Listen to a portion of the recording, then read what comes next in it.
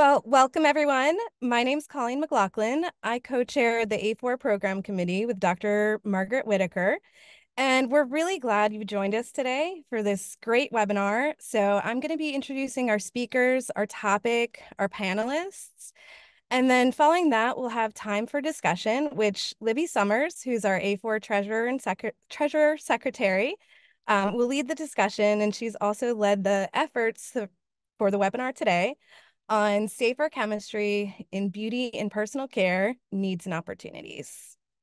Next slide, please. So I wanted to tell you a little bit about A4, the Association for the Advancement of Alternatives Assessment. We're a professional association dedicated to advancing the science, practice, and policy of alternatives assessment and informed substitution. We have an interdisciplinary community of researchers and practitioners from government agencies, academia, industry, and nonprofits, all working collaboratively to accelerate the transition to the use of safer chemicals, materials, processes, and products. The best way to engage is to become a member. And I promise you, it is a great organization. You'll meet great colleagues, friends, and get great updates. So there are many benefits by joining, and you can visit www.saferalternatives.org. We have membership rates for professionals and a discounted rate for students. You can also sign up for our newsletter and receive a quarterly newsletter on the latest updates on webinars like this, as well as workshops and other events. And if you've engaged before and haven't seen our emails in a while, please make sure to check your spam box and mark A4 as a trusted sender. Next slide, please. So just a few logistics before we get started. We are running this webinar as a Zoom meeting, so please keep your lines muted and your video off. Use speaker view in Zoom, which will offer you the best viewing experience. During the Q&A, if you wish to ask a question, you can raise your hand. Feel free to unmute your line, turn on your video, and engage directly with us, the panelists and speaker, or feel free to use the chat. The session's being recorded, and we will post it on our website with the slide deck. And please stay with us until the end. We're going to launch a poll to get your feedback. Next slide, please. So welcome. Like I said, today's webinar is Safer Chemistry in Beauty and Personal Care Needs and Opportunities. Our primary goals are to learn about Safer Made and their findings on the need for safer chemistry in beauty and personal care. We're going to take stock of where progress in this area has succeeded and where innovation is still needed. You're going to learn about tools, resources, and strategies to drive continuous improvement. I wanted to launch a poll to learn a little bit about all of you in attendance before I introduce the speakers. So if you could just let us know which sector best represents you.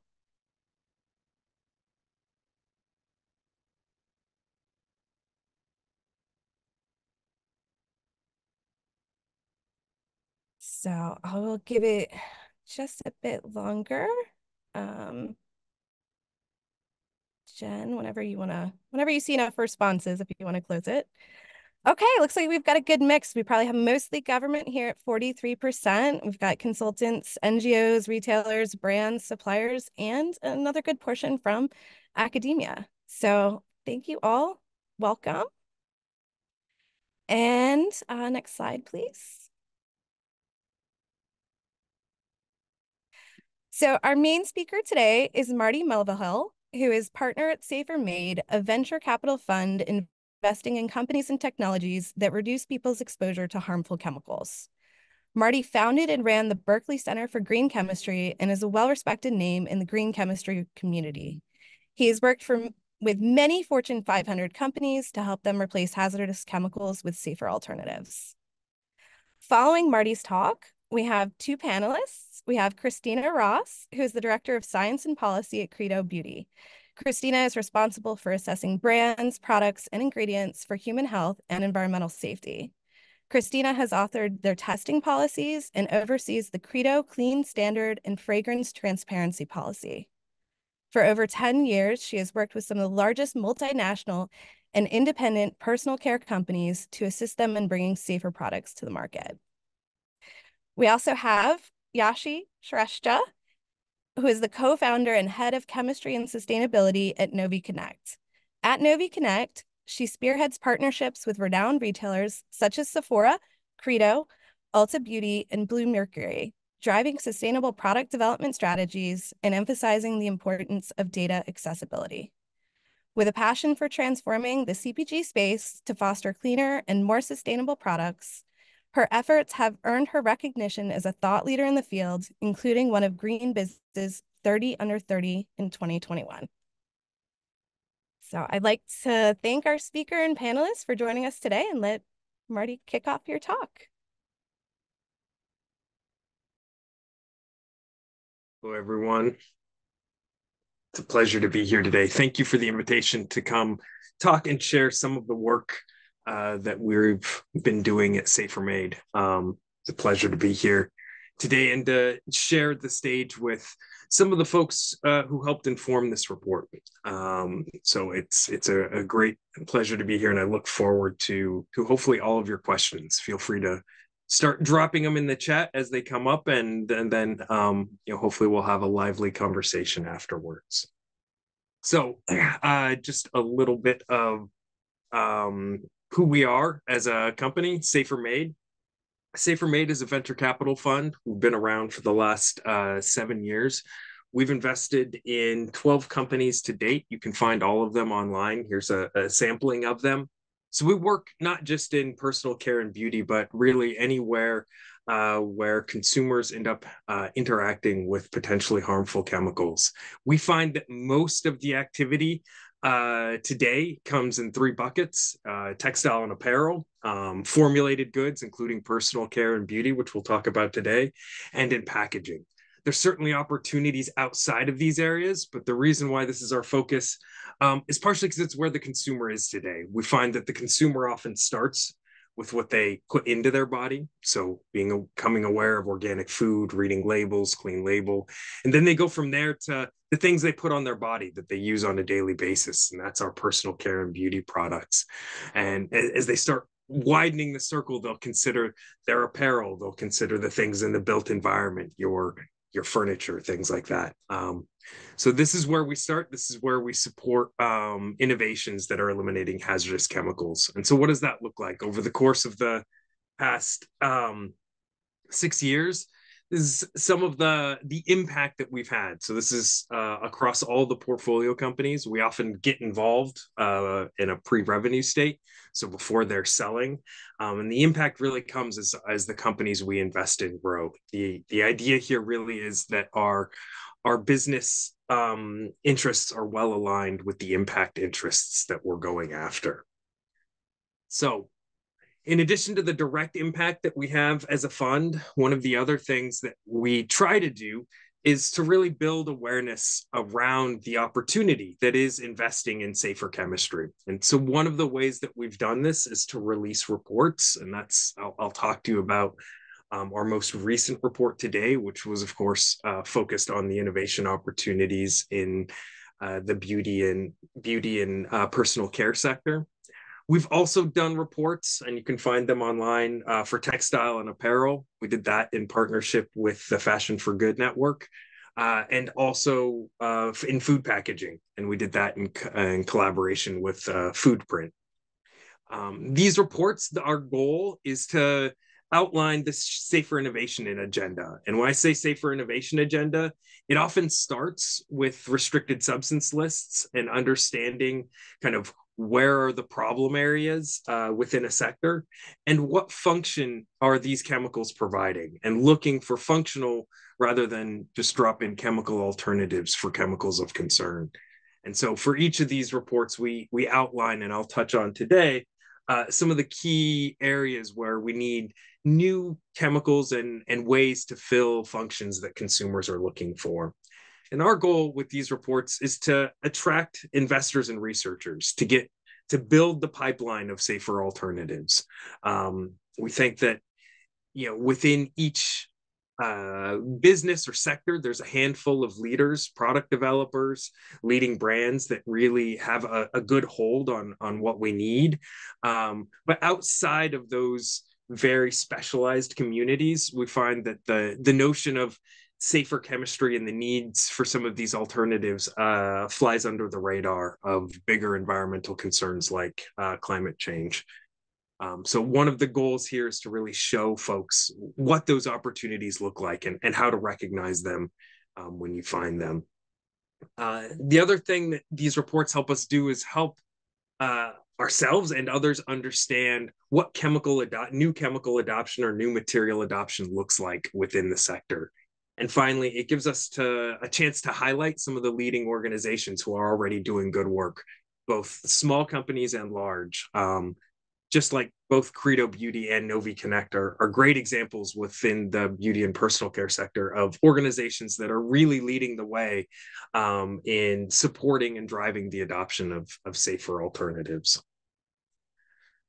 So I want to talk about why this sector is particularly well fit for new chemistry and the bringing to market of new, safer chemicals. And the first reason is obvious to probably everyone on the call, but we are seeing consumers and brands who really understand their consumer making changes based on a desire to make claims around safety and sustainability. So both claims free from claims as well as made with preferred product claims. And what we find is every brand is really on a journey that starts with awareness of the ingredients that they're putting in, something that in the personal care space tends to be very high because, there is a certain level of ingredient disclosure here through the INCI program. But interestingly here, what I encourage many brands in the personal care sector to understand is not only their ingredients that they might put on that label, but their ingredients, i.e. where these things come from, understanding supply chains is particularly important for things like plant extracts that can be a source of unexpected parabens and other preservatives that are coming along for the ride. It can also be important in the area of pigments and colorants, where the dispersing agents, which may or may not be disclosed on the INCI list, can be a source of PFAS, other chemicals of concern. And of course, most of you are probably aware of the way that fragrance can bring along with it things like phthalates and other things that aren't going to make it onto the ingredient list. So while I think that this sector is far ahead in many ways because there is some amount of ingredient disclosure, there are still some of these areas where you can really up the game, and the leaders really are upping the game. And I think you'll hear later about some of the tools that can help you do that if that's something, part of the journey that you're on. But as companies become aware of these challenges, they kind of move down the journey towards away from the hazardous stuff and towards the preferred stuff. So a lot of what, I hope to highlight in a couple of the case studies will be the preferred stuff that people are looking for. So this is the first reason why this is a good fit for bringing safer chemistry to market. There's already an awareness, brands and consumers are asking for it.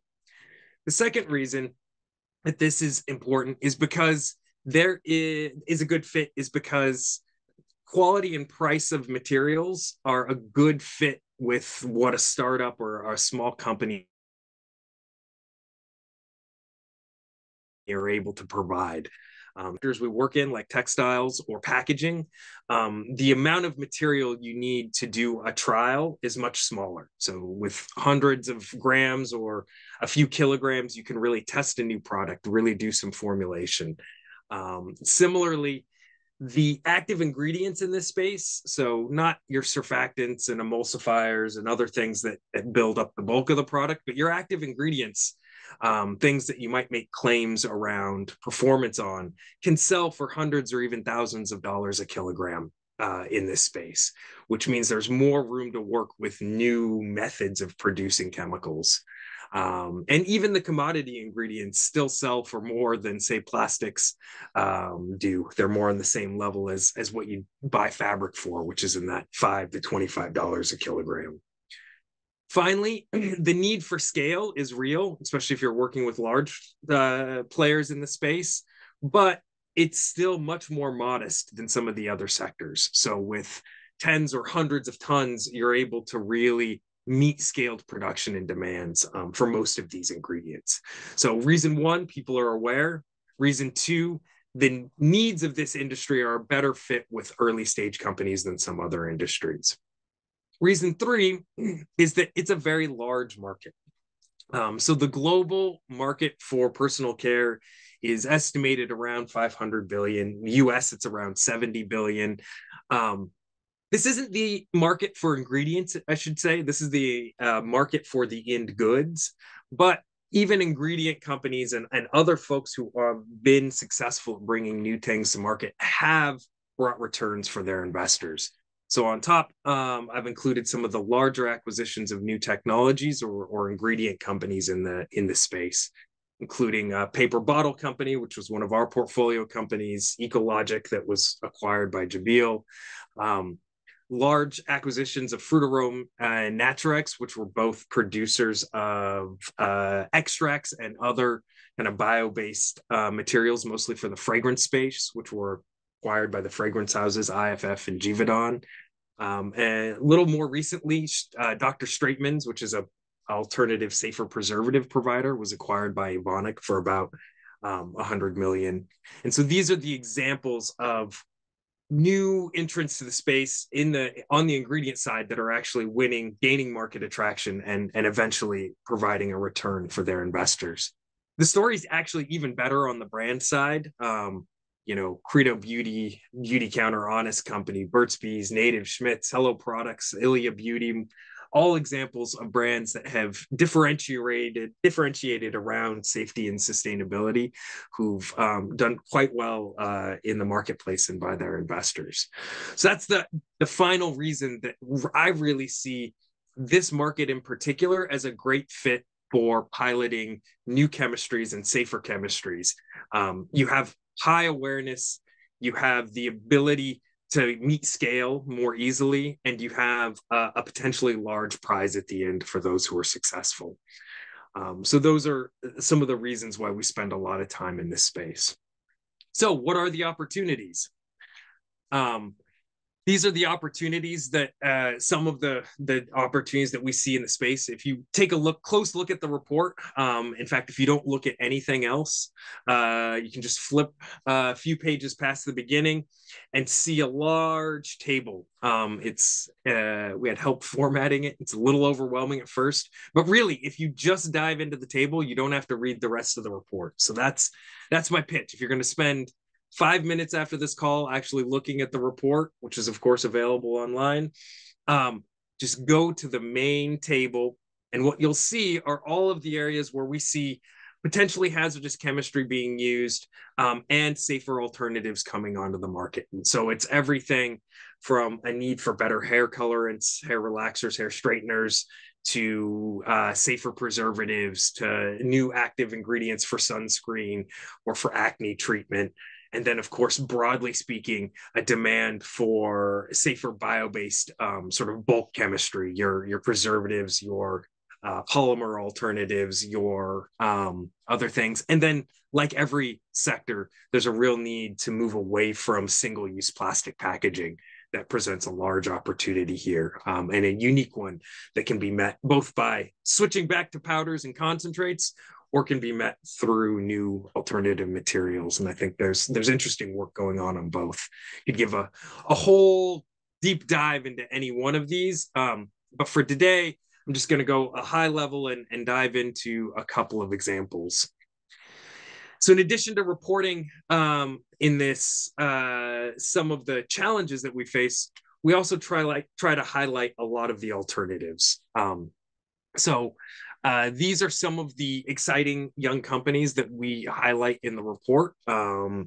Folks on the top who are promoting bio-based ingredients, diving a little down into one of the examples of preservatives. These are all companies that have alternative, safer preservatives or systems that avoid needing preservatives. And then in the hair care space, so within each of these, we highlight new small companies that are coming to market. So one example, and this is what we do in the report in about 8 different of these subsectors, is dive deep into what's been done. So one example of an area where there's a fair amount of work done, kind of emerging area of concern, is around silicones, especially D4, D5, D6, the cyclic siloxanes have had some health concerns associated with them. And silicones in general are polymers that are going to persist in the environment for a fair amount of time. So there's a certain interest, at least among some of the leading brands, to move away from this. And this is one of the areas that we have made some investments. So here's some of the alternatives for different functions. And this is one of the things I want to highlight here is the importance of bringing function forward. Silicones are actually play many different functions within personal and care and beauty. Everything from film formers to make your sunscreen work better, to carriers to make your lotion go on and feel lighter on your skin, to conditioning agents for your hair. Silicones play a role in all of those. Interestingly, is where I'll go off the report a little bit, but to add just a little color, because I think it might be helpful. We made an investment in P2 Science. It's one of our portfolio companies. They're not the only provider of silicon alternatives, as you can see on the slide, but they are one of the providers. And we made the investment based on this bet that silicones were going to come under more scrutiny and more people were going to look for alternatives. Interestingly, and this is one of the things that happens in really doing new green chemistry, is P2 developed this new class of compounds, polycitronellols, they call them citropols, that have other interesting functions, just like silicones have other interesting functions, polycitronellols do as well. One of them, and the one that's doing best right now, is not actually a silicone alternative. So we have all these silicone alternatives, they haven't been picked up. It's been a couple of years, trials have happened, but we haven't seen huge sales. Then comes along a hair care company, Unilever's Living Proof, and they had fluorinated methacrylates used as a conditioner, kind of conditioning polymer in their formulation. And they knew that PFAS was coming under trial, and it was actually these citropols that were able to replace it without sacrificing any performance. So before we were able to replace the ones we thought we would replace, we've replaced fluorinated acrylates. And more recently, the bestseller from P2 hasn't been a silicone replacement either. It's been a replacement for phthalates and other carriers in fragrances, because it actually increases the performance of the fragrance, allows it to stay longer, allows you to use less fragrant molecules, and deals with off odors. And so now, once again, we made a bet on silicones, but we're doing better in hair care and fragrances than we are in a silicone replacement, partially because silicones haven't come under the fire that we had hoped they might by this time. So it's kind of an example just to show how you don't necessarily, it's hard to predict a priori where and how alternatives will be adopted. And what's really driven the alternatives adoption, in our opinion, has been opportunities to differentiate around performance without having to sacrifice much on price. That's where we see adoption happening the most quickly. Another example that we talk about a bit in the report are UV filters. And so this is one that I bring up because it's frustrating to me because I see so much interesting innovation, both in the US and around the globe, in safer UV filters. And it's one where we haven't made any investments, and partially we haven't made any investments, not for a lack of alternatives, but actually because of a regulatory barrier in this case. The fact that sunscreens are regulated on the FDA monograph, and a monograph that they started rewriting back in 2019, 2020, there's still no clear path to market in the US for safer alternatives. So we have our two mineral sunscreens, zinc oxide, titanium dioxide, which are great. We love the safety profile, but the consumer experience is still somewhat lacking, as all of us parents who have tried to smear zinc oxide onto our kids every morning before camp can tell you, it's sometimes nice to have things that go on the skin a little bit more easily. And while there have been lots of improvements in mineral formulations, there's still room to grow. And you can see that outside of the US, there are a number of other filters, some of which may still have chemicals of concern or or issues related to health and the environment, but some of which are likely safer than the current chemical sunscreens that we are allowed to use here in the US. And in my opinion, even more exciting, but unfortunately without a clear road to the market, are companies like this that are developing totally new chemistries. So Gadgesol Laboratories has an MAA, a microsporin amino acid that comes from fish. That's really interesting. They were acquired by Ginkgo Bioworks, and hopefully Ginkgo is going to bring their molecule to the market.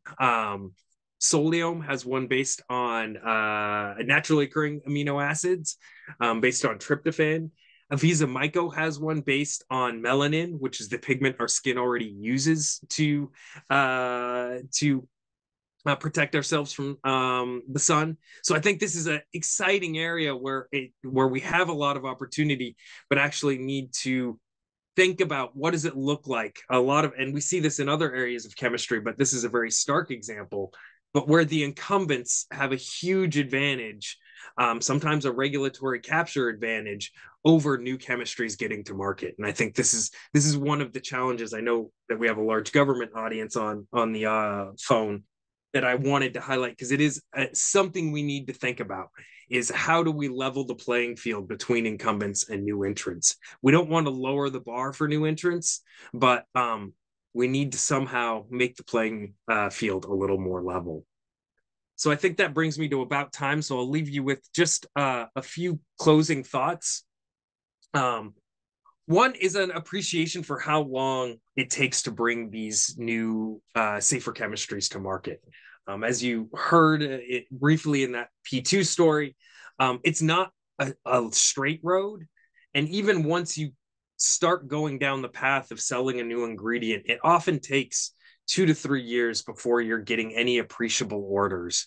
And that means there's a need for capital and a need for financing and support and patience that is different from what you would find in other sectors. And this is true across any place where you're actually dealing with real materials and real new molecules. So certainly the same it can be said for packaging and for textile and apparel.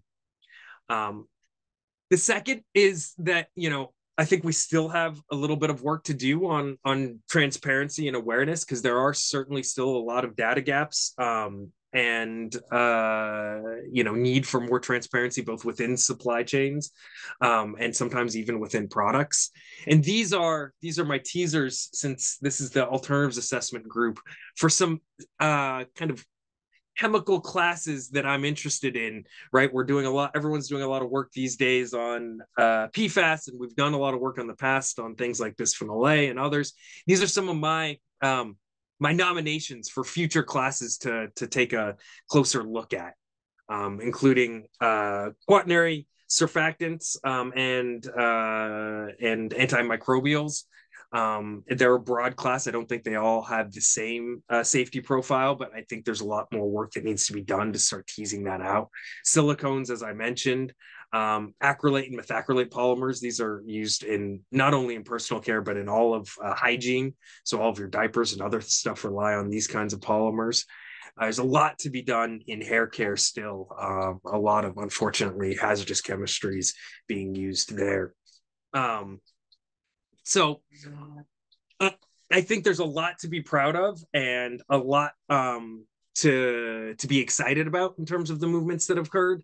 But there is also still exciting new opportunities. And I think that's the fun thing about getting to work at this intersection of investment in new chemistries, that I get to characterize some of the bad stuff, but really help bring the good stuff to market. So with that, you can find more information online at Safer Made, and I'm happy to turn it over to my other panelists. Marty, thank you so much. That was really interesting. I always love hearing from Marty, because he really sits at the intersection of science and impact in business. I think it's such an important lens on this topic of safer chemistry and alternatives assessment. I just want to put in a plug for your newsletter, the Safer Made newsletter, which is an excellent little write-up of what's happening in the innovation space. It's a really informative. So just appreciate all the work that you're doing to share the information that you're learning. in your work at Safer Made, Marty. Thank you so much. We're going to do reflections from our panelists. And so we've invited Yashi and Christina to say a few words about their thoughts on the Safer Made report, but also just bring in their perspectives from working in this industry. And we're going to start with Yashi. She, as we mentioned at the beginning, works at Novi Connect, and it's a marketplace for safer ingredients for beauty and personal care, and a resource for brands who are trying to formulate as well as retailers. So we want to start there a little further up the value stream with Yashi and hear her thoughts on the report and other other kind of critical things that you think we should know about in terms of need for innovation and safer chemistry in this area. Yeah, thanks, Libby. For those of you who are not very familiar with Novi Connect, we are a technology platform. We've started with a mission of leveraging data and fostering transparency and accessibility to help develop more products that are better for human health and the planet. And so, like Libby mentioned, we work with a lot of top beauty retailers, Credo being one of them. Christina and I have worked very closely for a number of years, and using our technology, we power today the retailers' clean beauty standards, their programs and seals. And so we're able to do this dynamically through vetting of their products against industry standards, educating them on requirements on what data they do need, and finally processing the data they're sharing with us to give them an overview of their status and areas of improvement, especially around recommendation of safer alternatives. On the other side, we also have an online marketplace where users can discover, sample, and purchase raw materials, ingredients from hundreds of raw material suppliers, a few that was mentioned earlier in Marty's presentation and also in the report. And they provide us with information, data, both chemical data and economic data on raw materials, which is then surfaced for users to make informed ingredient selection. So because we're in this epicenter of a network of brands, retailers, raw material suppliers, and contract manufacturers, we sit in this position of a little bit of influence, but also an area where we can identify opportunities for increasing safer adoption to or increasing adoption to safer alternatives, where retailers are wanting to know whether if they were to ban a certain ingredient, are there alternatives available for the market to utilize? Or from a supplier standpoint, what is coming down from a regulatory or retailer standard standpoint where they can be focusing on innovation and R&D to knowing that there's going to be an opportunity for them to come in with some innovation there. And obviously on the brand side, as they get notified on upcoming changes, how they're building their formulas, their products, they're always trying to understand where can I access this information. And the three opportunities that I want to highlight today based on the conversation we're having is what we often see first is data gaps. I know Marty mentioned this a little bit, but there seems to be an opportunity to share data across the network even more, especially down to raw material suppliers who are asking, how can I access chemical hazard assessments more readily? How can we educate them on raw materials that need alternatives? And how can they present their data in front of their market, their brands, retailers, in a way that it makes sense? So how do you educate both from a marketing and product definition standpoint? The second that we often see is just economic factors. We know there's a lot of innovation that's coming up, it's emerging, but for really adoption to take place, costs, lead times, and minimum order quantities play a huge factor. A lot of the times when a new innovation is introduced, brands, manufacturers are taking a risk on, is this scalable? Can I meet my deadlines, timelines, my cost while adopting this? And so, as much as information and safety data is important, so is being able to access these materials, regardless of the size of your company, in order to have that a scalable adoption. And I think finally, it's around that transparency and being able to have common terminology, educate both consumers, the retailers, the brands, and manufacturers around how can they differentiate their product when they have adopted safer alternatives.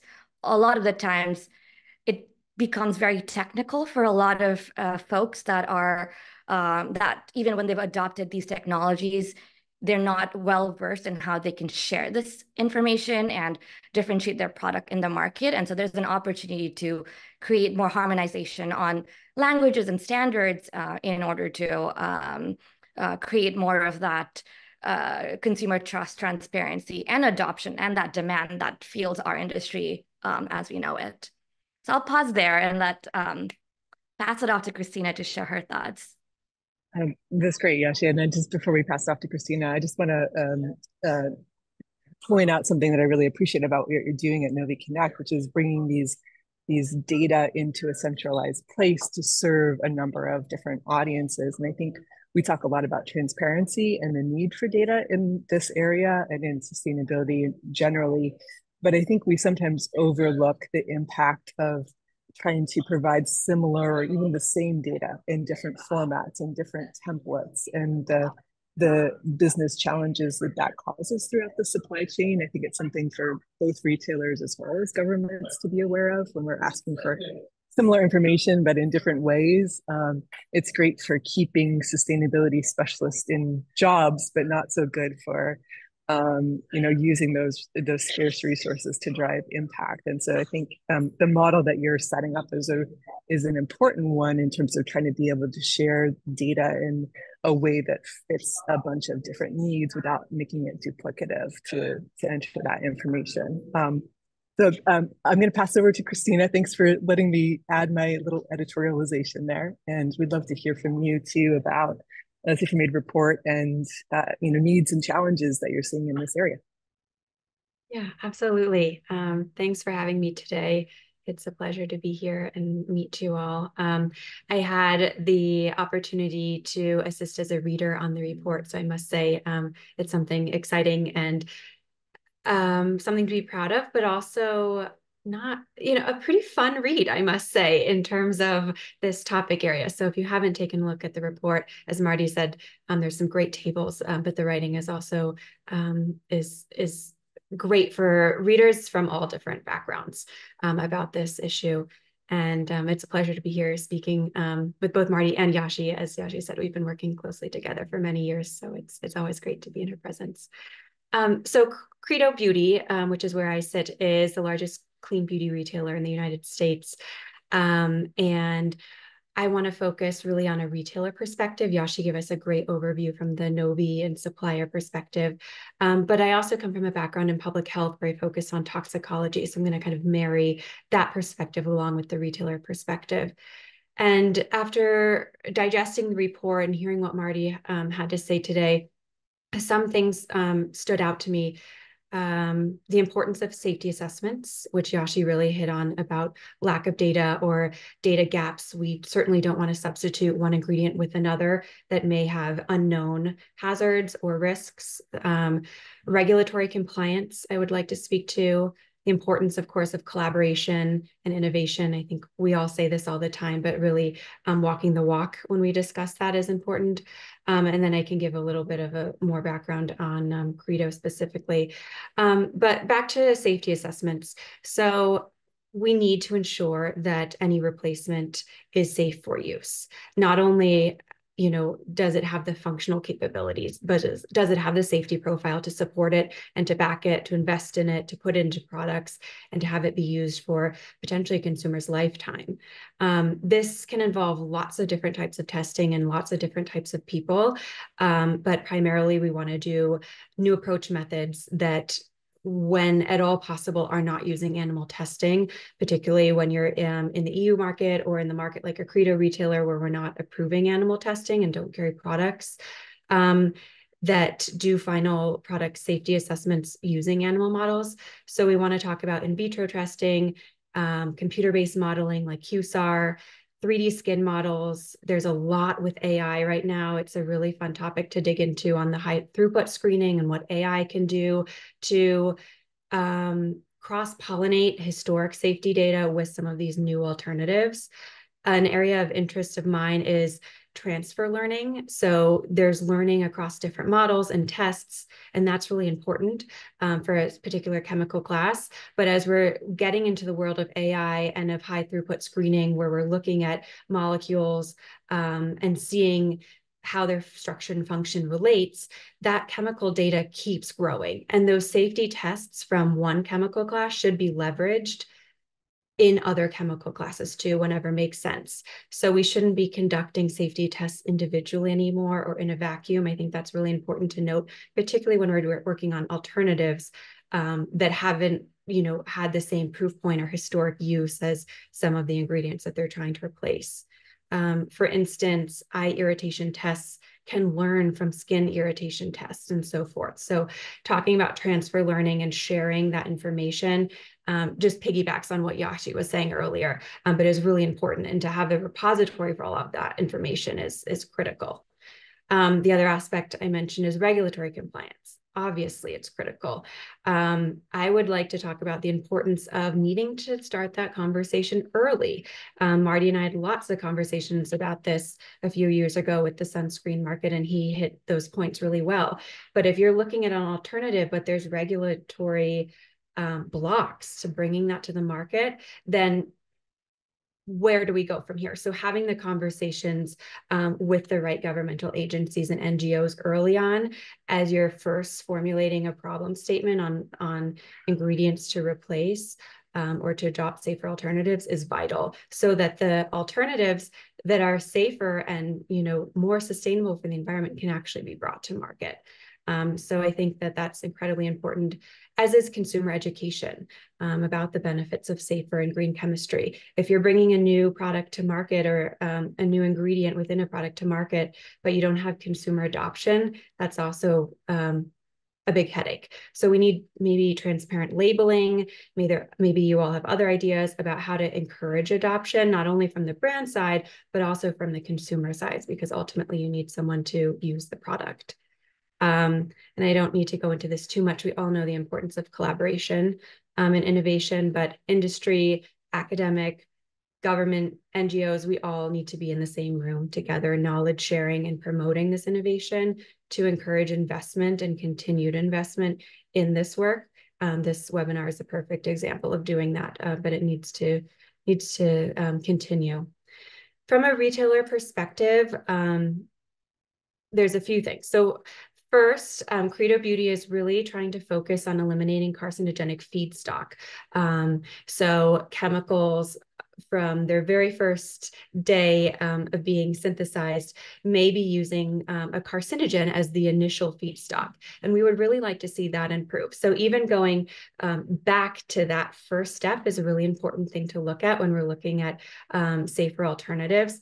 And that's something that hits home a lot in several different chemical classes, ethoxylated ingredients being one. Marty talked a few styrenes, acrylates, nylons, those areas where there hasn't been adoption yet on some of the newer alternatives, but perhaps talking about how it's eliminating carcinogenic feedstock and therefore, helping to eliminate health effects from fence line communities that are being exposed to not the chemical compound in the raw material, not the raw material chemical compound, but the feedstock of that chemical compound is really important. So we're talking about a full community, a full safer and more sustainable community, as opposed to just the end consumer. So we're interested in talking about safer alternatives in that way. I also see a critical need in the liquid polymer space, which Marty talked about a bit with the silicones, but we need to lessen environmental impacts. The EU is doing a lot in the liquid polymer regulation space. It's contentious. There aren't a lot of alternatives, but Marty shared some of them, and we need to continue to build upon that. So by doing that, we both eliminate carcinogenic feedstocks, and we also are eliminating end-use environmental impacts, because a lot of the liquid polymers don't biodegrade in the ways that we would like to see them be able to biodegrade. And one other point I wanted to bring up is the chemical classes that were covered in this report are often ingredients that need to be used in combination in order to get the full benefit. So UV filters is a perfect example of that. It's very rare, and it's really only in the mineral space that you can use a UV filter to cover both UVA and UVB radiation. Preservatives is another example. It's very rare that you would see one preservative be broad spectrum and fully protect a product from microbial growth. So an interesting area of research that I don't know if it's even going on, but I'd be happy to talk about it if anyone does know, is how to work to identify alternatives that increase the function of a raw material so that you can reduce the number of raw materials needed in a formulation. That is both helpful in terms of less data gaps to fill, and also more sustainable because there's less raw materials that need to be made in the first place. I think that's an interesting area. Don't even know if it's possible, but after hearing this discussion and reading the report, that's where my head was thinking, is this an area to move in the future as well? So those are a few thoughts that I had, and I would love to pass it back to Livy and maybe open up for Q&A. Thank you so much, Christina. I love that on this webinar for the A4, we're not spending a lot of time talking about toxicology. We're talking about the system, because that's a big part of alternatives assessment, is how do we address these other aspects that make something successful or not successful when it comes to innovation in safer chemistry, like regulation, like minimum order quantity, as Yashi mentioned earlier. Those are all really important aspects of scale up. There are a few questions here, and I want to get right into them, and also encourage anyone who has a question to either put it in the chat and I can read it, or you can raise your hand and we'll unmute you, call on you to unmute yourself and ask your question directly. I'm going to start with Marissa Smith. She's had her hand up very patiently. Marissa, would you come off mute and ask your question?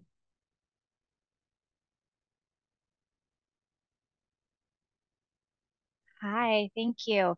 Yeah, I actually had a question for Marty, if that's okay. I really appreciated all your presentations, and I was just wondering if you could talk a little bit more about your work on siloxanes and how you thought about all the variety of different functions and differences in the chemicals within that class when you are looking for alternatives.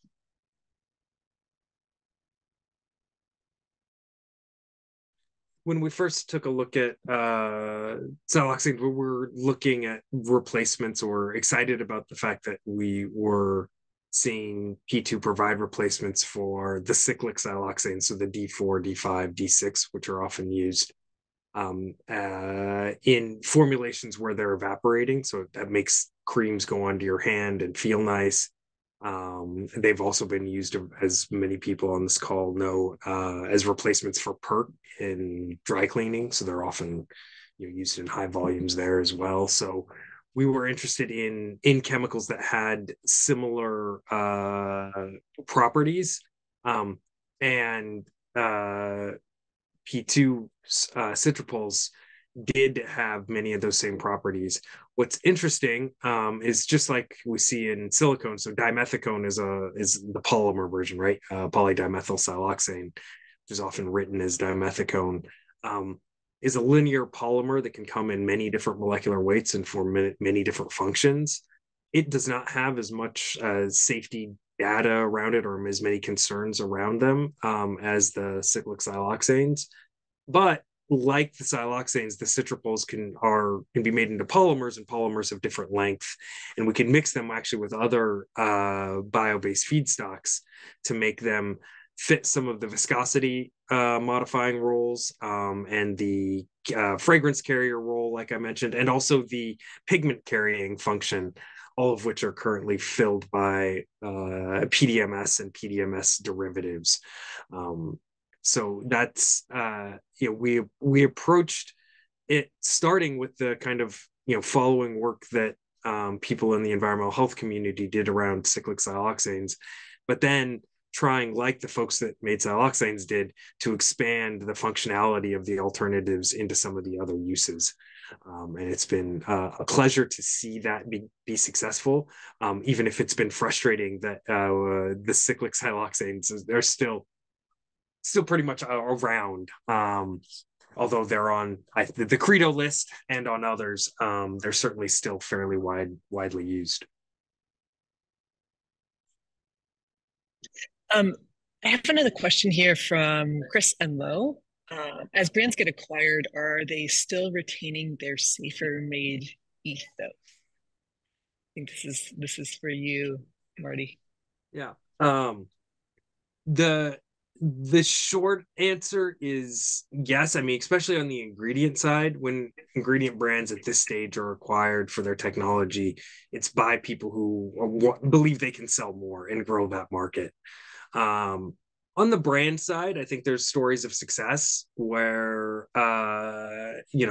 Unilever and others have bought some of these successful brands and incorporated some of their chemistry and approaches into legacy brands. You've also seen cases where they've bought these brands and then kind of done line extensions that are maybe more traditional than the ethos of the original brand. So I think on the brand side, you see both, sometimes some dilution, but also some very productive cross-pollination. On the ingredient side, there have been cases where certain patents have been bought by large companies and not been brought to market, maybe to protect the incumbents.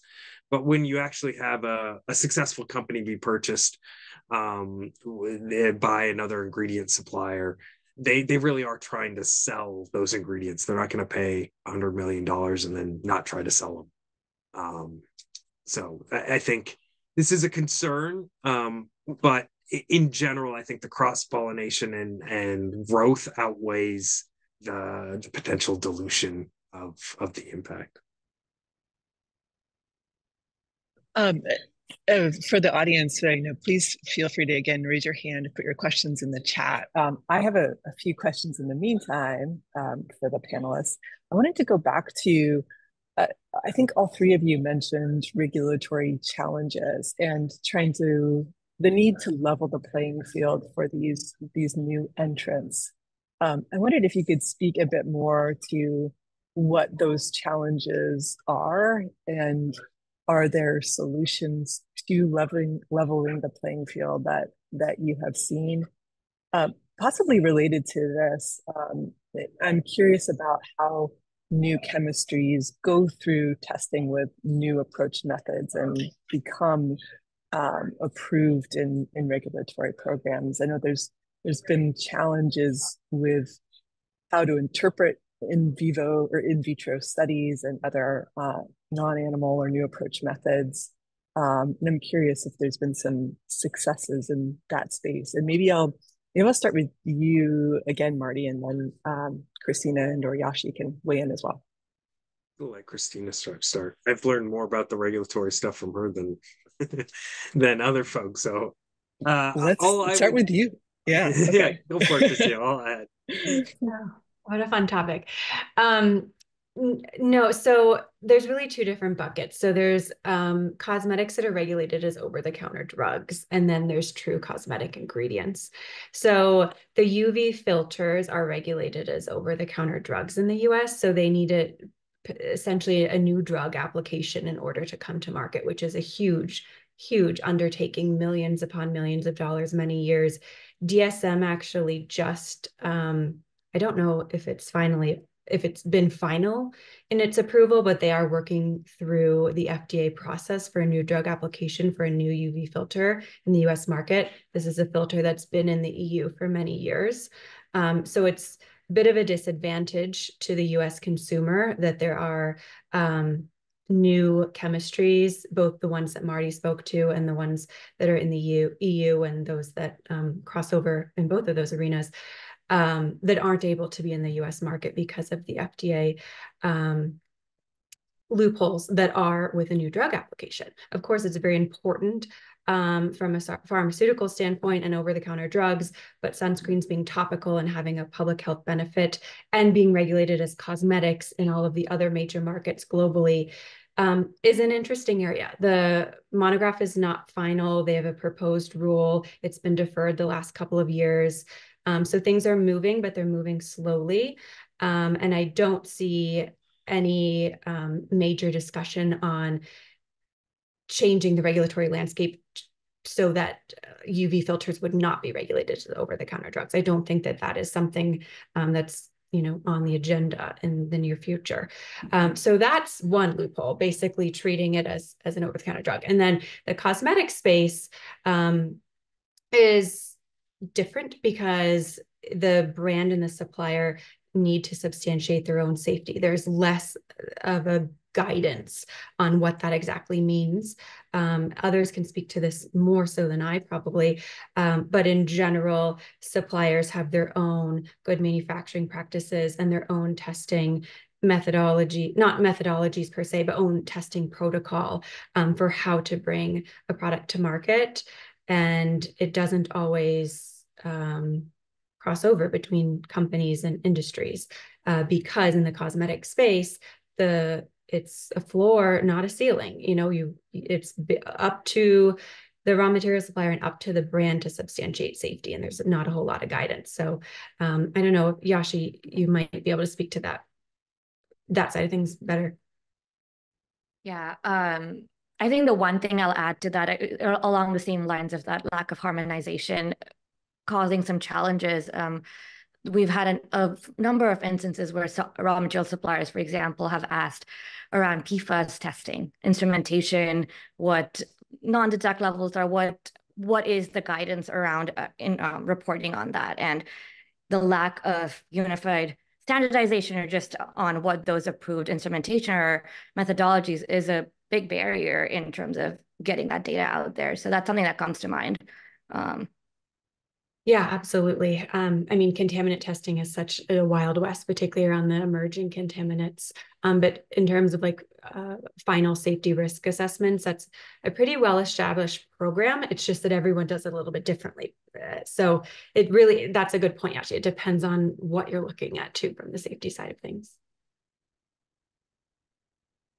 Thank you, Christina. It's really interesting that difference in the US versus the EU.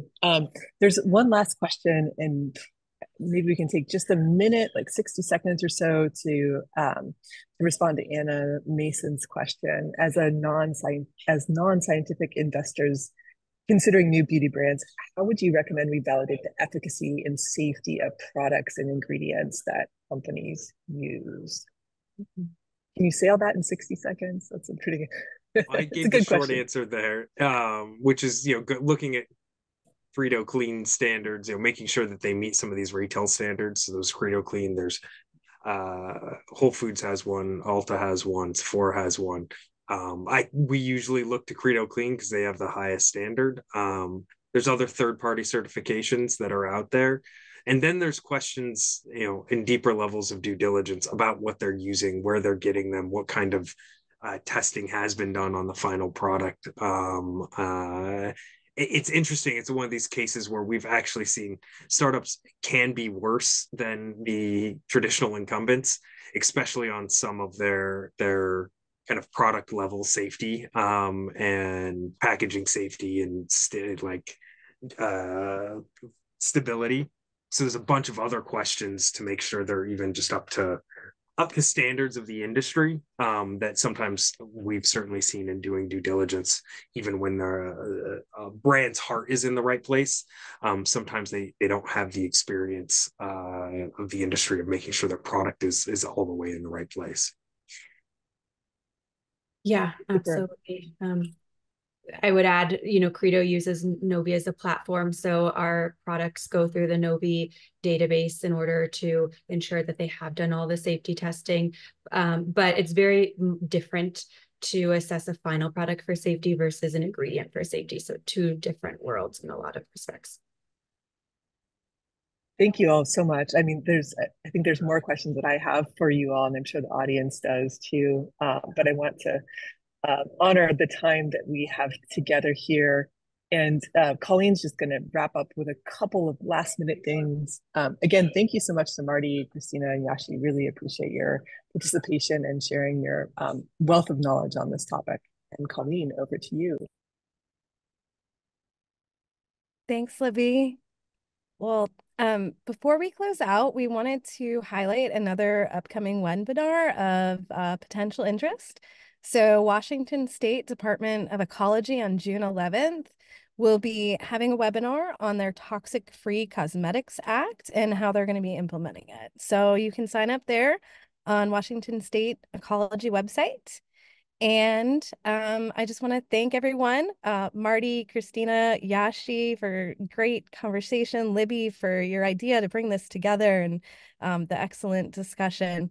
And so we're going to pull up a poll and we'd like to hear from you about your perspective on the webinar. And thank you all so much. And I hope you have a great day.